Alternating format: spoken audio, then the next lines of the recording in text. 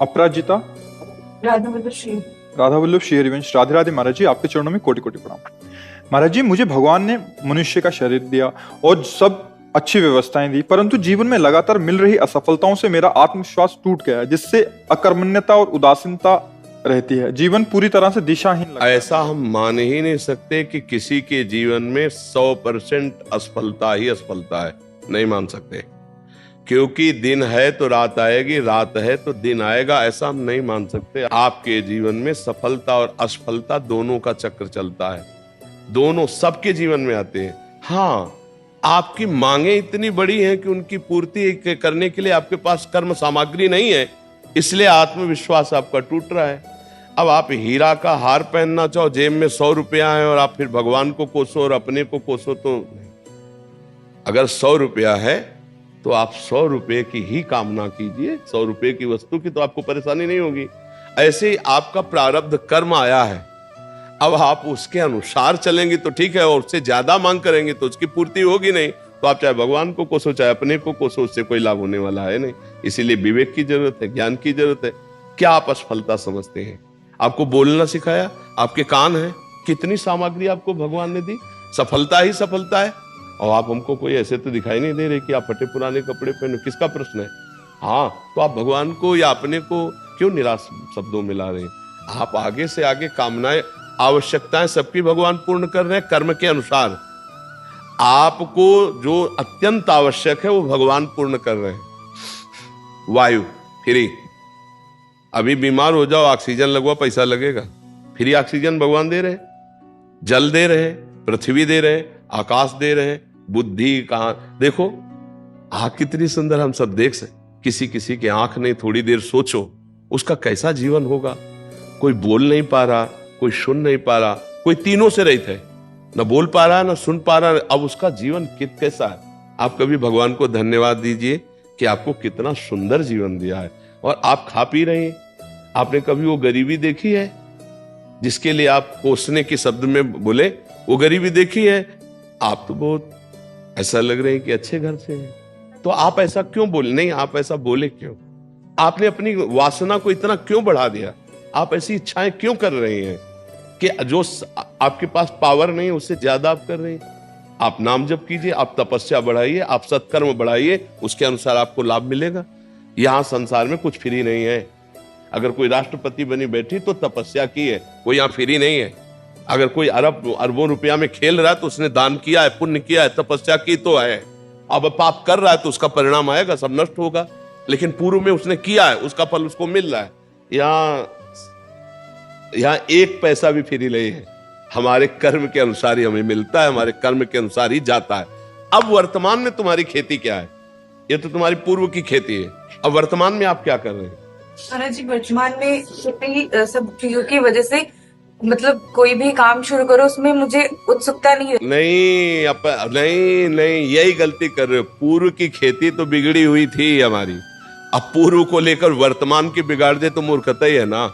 वर्तमान की खेती चकाचक करो, उत्साह संपन्न, मदीर्घ सूत्रम, क्रिया विधिज्ञम, व्यसने सुशक्तम, सूरम कृतज्ञम, दृढ़ सौहृदं च लक्ष्मी स्वयं याति निवास है। तो ऐसे थोड़ी है।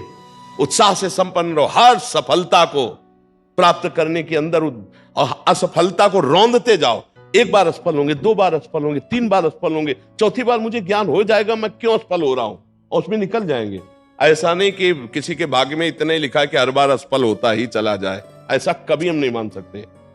हमारा मनुष्य जीवन कोई पशु जीवन नहीं है कि हम केवल प्रारब्ध के अधीन है। हम नवीन कर्म करके नवीन प्रारब्ध की रचना करने आए हैं। हमें निराश नहीं होना, हमें नाम जप करना है, पवित्र चरित्र रखना है, दूसरों के अधिकार की रक्षा करनी है। क्योंकि आप किसी एक परिवार में होंगे, आपका कोई परिवार के सदस्य जन होंगे, उनके भावों की रक्षा करनी, उनकी सेवा करनी है, और सांसारिक उन्नति के लिए हमें प्रयासरत रहना है। अगर हम असफल हो जाते हैं व्यापार में, नौकरी में, प्रयास में, तो हमें निराश होकर नहीं बैठना, हमें फिर और उपाय करने हैं। किसी न किसी दिन सफलता हाथ लगी जाएगी। ऐसा नहीं है कि हम असफल होते ही चले जाएं। हम आपको एक शास्त्रीय दृष्टांत देते हैं। विद्यारण्य नाम के बहुत बड़े सन्यासी हुए हैं।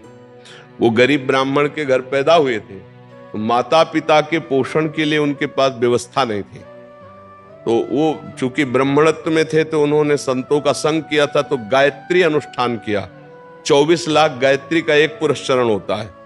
उन्होंने एक पुरस्चरण का अनुष्ठान पवित्रता से, गायत्री अनुष्ठान, माता गायत्री का, कुछ नहीं मिला।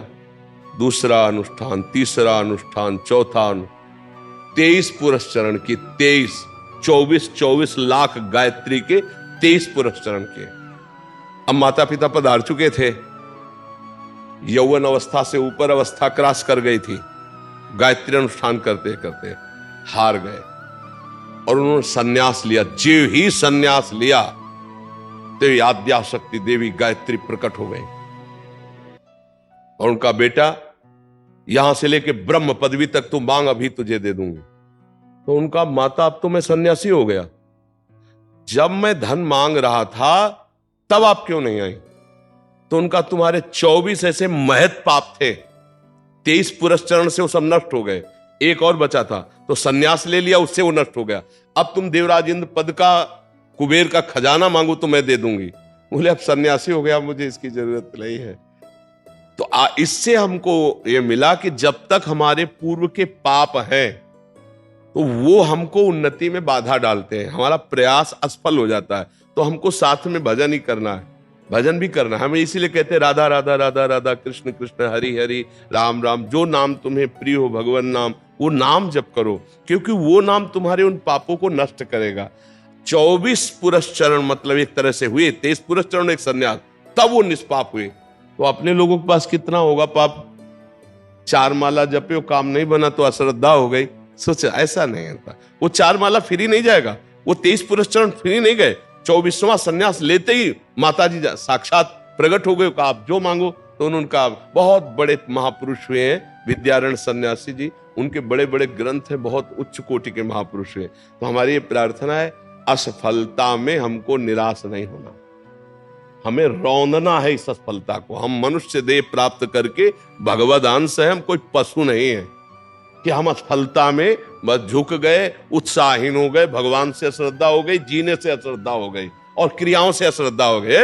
ऐसा नहीं, हर बार हम लड़ेंगे, एक बार विजयी होंगे।